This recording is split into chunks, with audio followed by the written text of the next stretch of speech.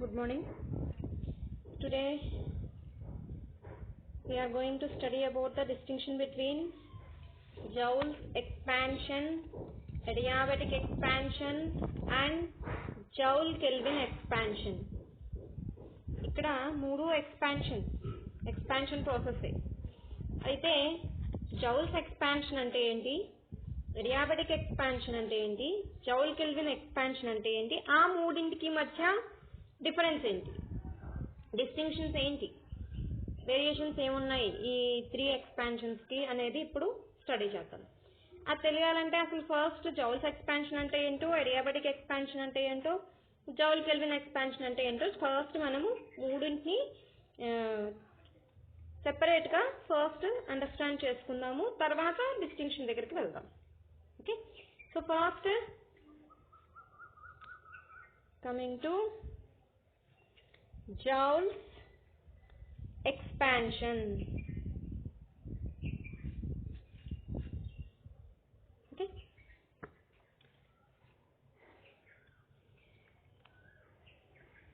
so here Joule's expansion is a free expansion in which the gas expands into vacuum and hence does no external work. Okay, Joule's expansion అనేది ఇది free expansion, స్వేచ్ఛా వ్యాపనం. Okay, so expansion ఎక్కడి నుంచి ఎక్కడికి జరుగుతుందండి, gas expands into వ్యాక్యూమ్లోకి expand అవుతుంది. Okay, so వ్యాక్యూమ్లోకి expansion జరుగుతోంది కాబట్టి here does no external work అనేది ఏమీ ఉండదు.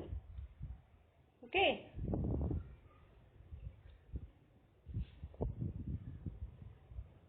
బాహ్యంగా పని జరగడం అనేటటువంటిది ఇక్కడ ఉండదు. ఎందుకు, because it is free expansion కాబట్టి వర్క్ డన్ ఏమీ ఉండదు.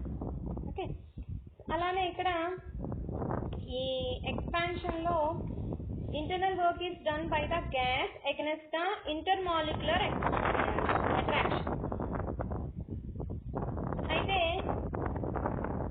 work is done by the gas, external గా వర్క్ ఏం జరగట్లేదు కానీ ఇంటర్నల్ గా వర్క్ అనేది జరుగుతుంది. ఓకే, ఆంతరికంగా పని అనేది జరుగుతుంది, బాహ్యంగా పని ఏమీ జరగట్లేదు ఇక్కడ. అయితే ఇంటర్నల్ వర్క్ డన్ ఎందుకు జరుగుతుందండి, ఆ ఇంటర్నల్ వర్క్ కూడా గ్యాస్ మాలిక్యూల్స్ మధ్య ఉండేటటువంటి ఇంటర్మాలిక్యులర్ అట్రాక్షన్ కి అగెనెస్ట్ గా. ఇప్పుడు ఎక్స్పాన్షన్ జరగాలంటే మాలిక్యూల్స్ అనేవి మూవ్ అవ్వాలి, ఆ మూవ్ అవ్వాలంటే వాటి మధ్య పర్టికులర్ అట్రాక్షన్ ఉండిపోయి అవి అలానే ఉండిపోతే ఎక్స్పాన్షన్ అనే ప్రాసెస్ మూవ్ అవ్వవు, కాబట్టి ఎక్స్పాన్షన్ అనే ప్రాసెస్ జరగడానికి కుదరదు. కాబట్టి ఆ ఇంటర్మాలిక్యులర్ అట్రాక్షన్ కి అగెనెస్ట్ గా మనకి ఇక్కడ కొంత వర్క్ అనేది జరగాలి. Okay, so work is done by the gas.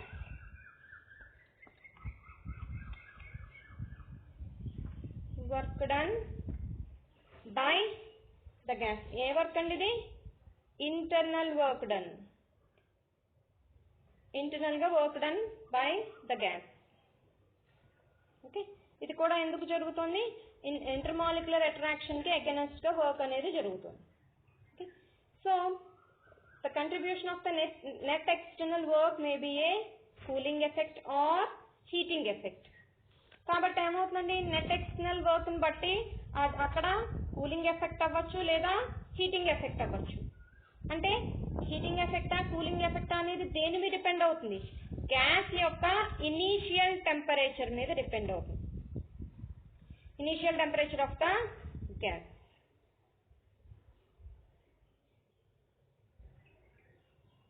Okay, ఈ ఫ్రీ ఎక్స్పాన్షన్ తర్వాత అక్కడ గ్యాస్ యొక్క టెంపరేచర్ ఇంక్రీజ్ అవుతుందా లేదా డిక్రీజ్ అవుతుందా, అంటే కూలింగ్ ఎఫెక్టా హీటింగ్ ఎఫెక్టా అనేది ఫస్ట్ ఇనీషియల్ గా గ్యాస్ యొక్క టెంపరేచర్ ఎంత ఉంది అనే దాని మీద cooling are heating effect exhibit చేయడం అనేది జరుగుతుంది అన్నమాట. ఓకే, అయితే జనరల్ గా this effect is not observed due to large heat capacity of the apparatus. Operators యొక్క లార్జ్ హీట్ కెపాసిటీ, అంత high amount of heat capacity ఉండడం వలన ఈ ఎఫెక్ట్ ని మనము అబ్జర్వ్ చేయలేమన్నమాట. ఓకే, ఈ జౌల్స్ ఎక్స్పాన్షన్ ప్రాసెస్ ని మనము ఈజీగా అబ్జర్వ్ చేయడం అనేది కుదరదు.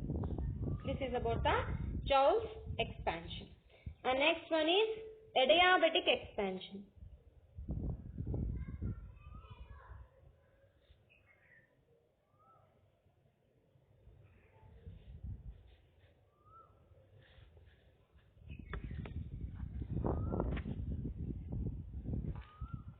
ఈ ఎక్స్పాన్షన్ లో ఏం చేస్తారంటే the compressed gas is suddenly release to atmosphere.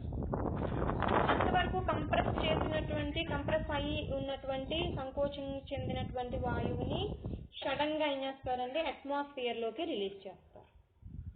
Okay, so ఇక్కడ ఏం జరగాలి? The gas performs external work against the pressure of the atmosphere.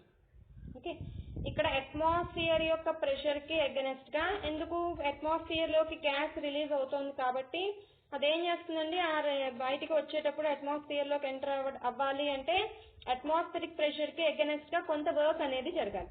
So gas performs the external work against the pressure of the atmosphere. Okay, and here the process is so fast and no heat flows into the gas from the surrounding. ఈ process అనేది చాలా fast గా జరుగుతుంది.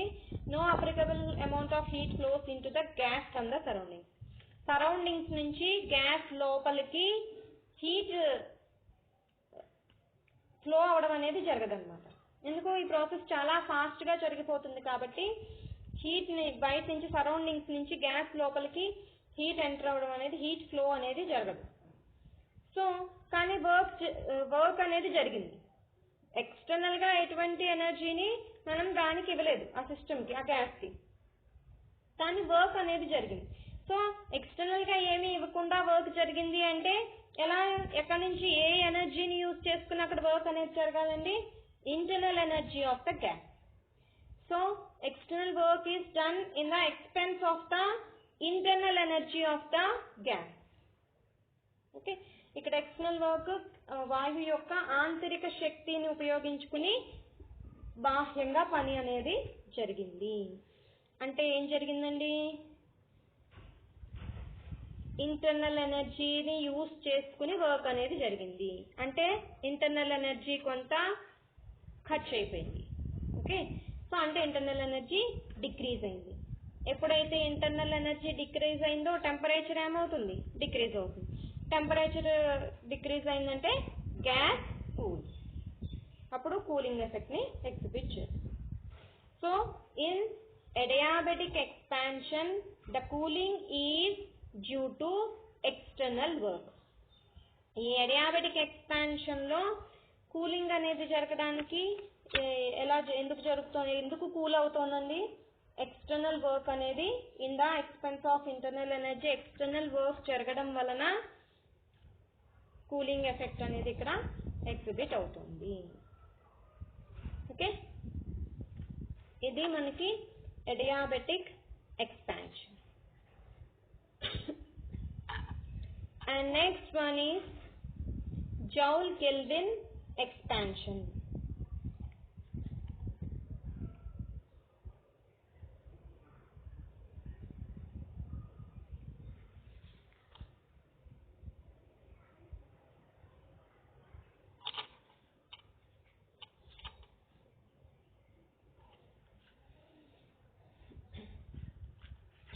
ఇక్కడ ఏం చేస్తున్నామండి? ఈ Joule-Kelvin expansion లో gas under high pressure is forced to pass through porous plate to a region of lower pressure.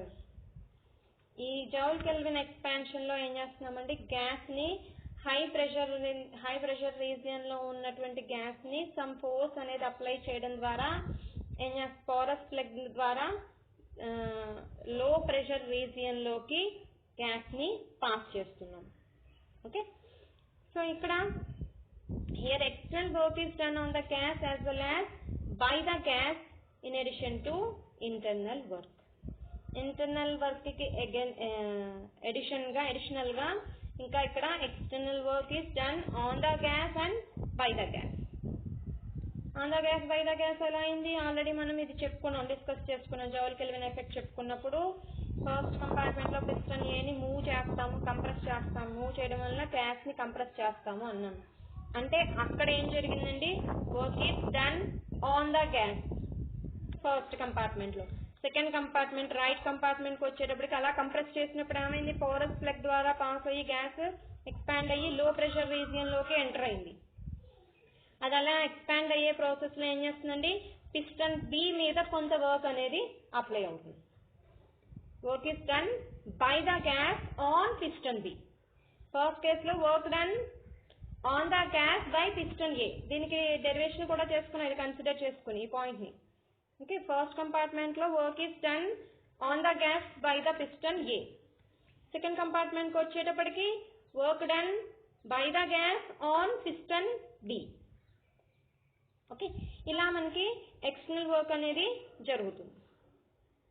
Okay, so అలానే ఇక్కడ కూలింగ్ ఎఫెక్టా హీటింగ్ ఎఫెక్టా అనేది దేని మీద డిపెండ్ అవుతుందండి?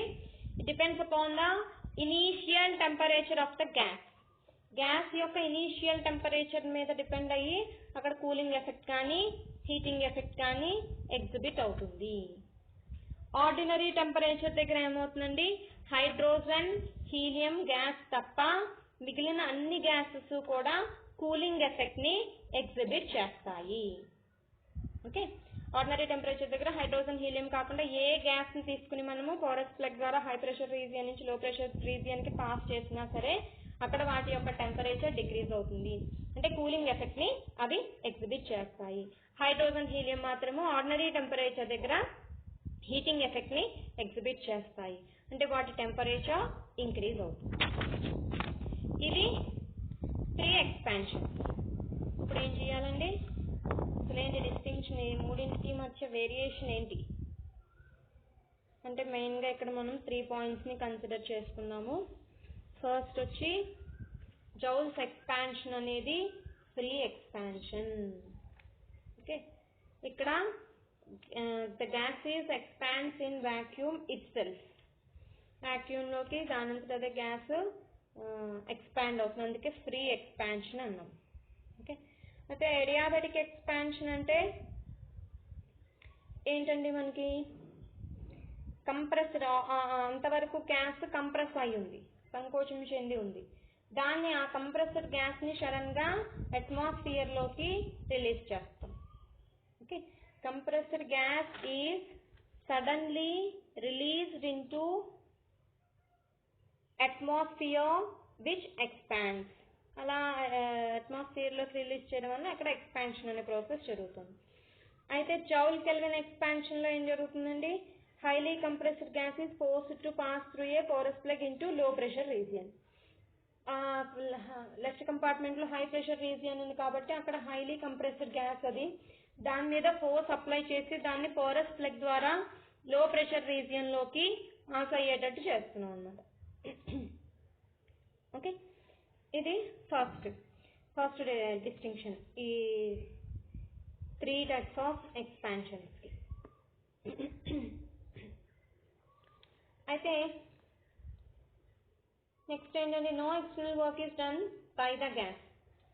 జౌల్స్ ఎక్స్పాన్షన్ లో ఎక్స్టర్నల్ వర్క్ అనేది no external work is done by the gas. Gas వాయువు అనేది ఇక్కడ ఎటువంటి పని అనేది వాయువు వల్ల ఎటువంటి పని జరగట్లేదు. ఎక్స్టర్నల్ గా బాహ్యంగా ఎటువంటి పని ఇక్కడ జరగట్లేదు. ఎందులోనండి? జౌల్స్ ఎక్స్పాన్షన్ ప్రాసెస్ లో. ఓకే, అయితే అడియాబెటిక్ ఎక్స్పాన్షన్ లో అంటే సమోష్ణక వ్యాకోచం. ఓకే, అడియాబెటిక్ ఎక్స్పాన్షన్ లో ఏమవుతుందండి? The gas performs external work against the pressure of the atmosphere. ఇక్కడ ఏం చెప్పుకున్నాము? అడియాబెటిక్ ఎక్స్పాన్షన్ లో గ్యాస్ ని కంప్రెస్డ్ గ్యాస్ ని సడన్ గా అట్మాస్ఫియర్ లోకి రిలీజ్ చేస్తాము అన్నాం. కాబట్టి ఇక్కడ గ్యాస్ ఏం చేస్తుందండి? జౌల్స్ ఎక్స్పాన్షన్ లో నో ఎక్స్టర్నల్ వర్క్ డన్. అయితే ఇందులో అడియాబెటిక్ ఎక్స్పాన్షన్ లో గ్యాస్ పర్ఫార్మ్స్ ఎక్స్టర్నల్ వర్క్. ఇక్కడ వర్క్ అనేది జరుగుతుంది, ఎక్స్టర్నల్ వర్క్ అనేది. దేనికి అగెనిస్ట్ గా జరుగుతుంది, ఎందుకు జరుగుతుందండి? అట్మాస్ఫిరిక్ ప్రెషర్ ని అగెనిస్ట్ గా దాన్ని ఓవర్కమ్ చేస్తూ బయటకు ఎక్స్పాండ్ అవ్వడం కోసము అట్మాస్ఫిరిక్ ప్రెషర్ కి అగెనిస్ట్ గా వర్క్ అనేది జరుగుతుంది. అయితే ఇక్కడ వర్క్ అనేది in the expense of the internal energy. Okay, internal ఎనర్జీని యూజ్ చేసుకుని వర్క్ అనేది ఎక్స్టర్నల్ వర్క్ అనేది జరుగుతుంది. Okay, no heat transfer. Adiabatic expansion అన్నాం కాబట్టి హీట్ ట్రాన్స్ఫర్ అనేది జరగదు. అడియాబెటిక్ అంటే డెఫినేషన్ గుర్తుంది కదండి, adiabatic isothermal processes. Adiabatic expansion అంటే ఏంటండి? there should be no exchange of heat between the system and its surroundings. System కి సరౌండింగ్స్ కి మధ్యన హీట్ ఎక్స్చేంజ్ అనేది జరగకూడదు. అంటే వాయువు లోపలికి హీట్ రాకూడదు, వాయువు నుండి బయటకి హీట్ పోకూడదు. ఓకే, కానీ వర్క్ డన్ అనేది జరగాలి కాబట్టి వాయువు యొక్క ఆంతరిక శక్తిని ఉపయోగించి పని అనేది జరుగుతుంది అన్నమాట ఇక్కడ అడియాబెటిక్ ఎక్స్పాన్షన్ లో. ఓకే, అలాగే జౌల్ కెల్విన్ ఎక్స్పాన్షన్ లో external work is done on the gas as well as by the gas in addition to internal work. ఈ ఇంటర్నల్ వర్క్ మాలిక్యులర్ అట్రాక్షన్ కి ఓవర్కమ్ చేయడానికి ఇంటర్నల్ వర్క్ జరుగుతూ ఉంటుంది. దానితో పాటుగా ఇక్కడ వర్క్ ఈజ్ ఎక్స్టర్నల్ వర్క్ అనేది జరుగుతుంది. ఎలా? Work is done on the gas and as well as by the gas also. వాయువు మీద పని జరుగుతుంది, వాయువు వలన కూడా పని జరుగుతుంది. ఓకే, జౌల్స్ ఎక్స్పాన్షన్ లో నో ఎక్స్టర్నల్ వర్క్ డన్. ఇక్కడ external work done in the expense of internal energy adiabatic expansion లో. ఓకే, జౌల్ కెల్విన్ ఎక్స్పాన్షన్ లో external work done on the gas as well as by the gas. ఇది మూడింటికి మధ్య ఉండేటటువంటి work done లో distinction. Okay, and next one is first Joule's expansion లో internal work is done by the gas against the intermolecular attraction. Intermolecular attraction కి against గా ఇక్కడ internal work అనేది జౌల్స్ ఎక్స్పాన్షన్ లో ఇంటర్నల్ వర్క్ జరుగుతుందని చెప్పుకున్నాం. Okay, అలాగే ఇక్కడ హీటింగ్ ఎఫెక్ట్ అవ్వచ్చు లేదా కూలింగ్ ఎఫెక్ట్ అవ్వచ్చు depending upon the initial temperature of the gas. Gas యొక్క ఇనిషియల్ టెంపరేచర్ మీద డిపెండ్ అయ్యి ఈ ఎక్స్పాన్షన్ తర్వాత గ్యాస్ యొక్క టెంపరేచర్ ఇంక్రీజ్ అవ్వచ్చు లేదా గ్యాస్ యొక్క టెంపరేచర్ డిక్రీజ్ అవ్వచ్చు. ఓకే, అయితే అడియాబెటిక్ ఎక్స్పాన్షన్ లో external work is done from the internal energy. Gas యొక్క వాయువు యొక్క ఆంతరిక శక్తిని ఉపయోగించుకుని ఇక్కడ పని అనేది జరిగింది. అంటే వాయువు యొక్క ఆంతరిక శక్తి అనేది తగ్గింది. వాయువు యొక్క ఆంతరిక శక్తి ఎప్పుడైతే తగ్గిందో అప్పుడు దాని యొక్క టెంపరేచర్ ఏమవుతుందండి? డిక్రీజ్ అవుతుంది. ఇంటర్నల్ ఎనర్జీ డిక్రీజ్ అయింది కాబట్టి టెంపరేచర్ డిక్రీజ్ అవుతుంది కాబట్టి ద గ్యాస్ కూల్. ఇక్కడ కూలింగ్ ఎఫెక్ట్ ని ఎక్స్పెక్ట్ చేస్తుంది. అలాగే మళ్ళీ జౌల్ కెల్విన్ ఎక్స్పాన్షన్ ని తీసుకుంటే there may be cooling effect or heating effect depending on the initial temperature of the gas. ఇక్కడ హీటింగ్ ఎఫెక్ట్ ఎగ్జిబిట్ అవ్వచ్చు లేదా కూలింగ్ ఎఫెక్ట్ ఎగ్జిబిట్ అవ్వచ్చు. అది దేని మీద డిపెండ్ అవుతుందండి? ఈ కూలింగ్ ఎఫెక్ట్ హీటింగ్ ఎఫెక్ట్ అనేది గ్యాస్ యొక్క ఇనీషియల్ టెంపరేచర్ మీద డిపెండ్ అవుతుంది. ఓకే, ఎప్పుడు కూలింగ్ ఎఫెక్ట్ ఎప్పుడు హీటింగ్ ఎఫెక్ట్, అసలు ఎప్పుడు హీట్ టెంపరేచర్ లో చేంజ్ ఉండదు అంటే cooling effect the cooling is when the temperature of the gas is less than the inversion temperature. Inversion temperature కన్నా తక్కువ టెంపరేచర్ దగ్గర కన్సిడర్ చేసుకుంటే కూలింగ్ ఎఫెక్ట్ ని ఎగ్జిబిట్ చేస్తుంది. అలా కాకుండా హీటింగ్ ఎఫెక్ట్ ఎప్పుడు ఎగ్జిబిట్ చేస్తుందండి? when the temperature of the gas is above the temperature of inversion. Inversion temperature కంటే ఎక్కువ టెంపరేచర్ దగ్గర ఉండగా మనం జౌల్ కెల్విన్ ఎఫెక్ట్ కి సబ్జెక్ట్ చేస్తే అప్పుడు అది హీటింగ్ ఎఫెక్ట్ ని ఎగ్జిబిట్ చేస్తుంది. ఓకే, ఒకవేళ అట్ ఇన్వర్షన్ టెంపరేచర్ తీసుకుని అంటే ఇన్వర్షన్ టెంపరేచర్ ఏదైతే ఉందో ఆ టెంపరేచర్ దగ్గర గ్యాస్ ని కన్సిడర్ చేసుకుని జౌల్ కెల్విన్ ఎఫెక్ట్ కి సబ్జెక్ట్ చేస్తే అక్కడ కూలింగ్ ఎఫెక్ట్ గానీ హీటింగ్ ఎఫెక్ట్ గానీ ఎగ్జిబిట్ చేయదు. Okay, there will be no effect when the initial temperature of the gas is equal to the inversion temperature of the gas. ఇవి ఈ మూడింటికి మధ్య డిస్టింక్షన్. ఓకే, ఇంటర్నల్ వర్క్ అనేది జరుగుతుంది joules expansion లో. అలాగే అక్కడ హీటింగ్ ఎఫెక్ట్ ఎగ్జిబిట్ చేయొచ్చు, కూలింగ్ ఎఫెక్ట్ ఎగ్జిబిట్ చేయొచ్చు. అది ఇనీషియల్ టెంపరేచర్ మీద డిపెండ్ అవుతుంది. అడియాబెటిక్ ఎక్స్పాన్షన్ లో కూలింగ్ ఎఫెక్ట్ ని ఎగ్జిబిట్ చేస్తుంది. Work done in the expense of internal energy కాబట్టి కూలింగ్ ఎఫెక్ట్ ని ఎగ్జిబిట్ చేస్తుంది. జౌల్ కెల్విన్ ఎఫెక్ట్ లో కూడా ఇనీషియల్ టెంపరేచర్ మీద డిపెండ్ అయ్యి అక్కడ కూలింగ్ ఎఫెక్టా హీటింగ్ ఎఫెక్టా అసలు ఎఫెక్ట్ ఏం లేకుండా ఉంటుందా, అంటే టెంపరేచర్ రైజ్ అవడం కానీ డిక్రీజ్ అవడం కానీ అవ్వకుండా ఉంటుందా అనేది ఇక్కడ కూడా గ్యాస్ యొక్క ఇనీషియల్ టెంపరేచర్ మీద డిపెండ్ అవుతుంది. Okay, these are the distinction between the Joule's expansion, adiabatic expansion and Joule-Kelvin expansion. Okay, ఇవి మూడింటి మధ్య ఉండేటటువంటి డిస్టింక్షన్. మనం ఇంకా జౌల్-థామ్సన్ కూలింగ్కి అదే జౌల్-కెల్విన్ ఎఫెక్ట్కి కూల్ అయితే ఎప్పుడు కూల్ అవుతుందని చెప్పుకున్నామండి, ఇన్వర్షన్ టెంపరేచర్ కన్నా తక్కువ టెంపరేచర్ దగ్గర తీసుకున్నప్పుడు అప్పుడు జౌల్-కెల్విన్ ఎఫెక్ట్కి సబ్జెక్ట్ చేస్తే కూలింగ్ ఎఫెక్ట్ని ఎగ్జిబిట్ చేస్తుంది అనుకున్నాము. ఆ కూలింగ్కి ఎక్స్ప్రెషన్ని డిరైవ్ చేయాలి. మళ్ళీ మనము ఈ థర్మల్లీ ఇన్సులేటెడ్ సిలిండర్ తీసుకుంటాము, అక్కడ పోరస్లకు అవన్నీ కన్సిడర్ చేసుకుని వర్క్ డన్స్ని కన్సిడర్ చేసుకుని డెరివేషన్ చేసుకుంటాం. ఓకే, అది నెక్స్ట్ క్లాస్లో స్టడీ చేద్దాం.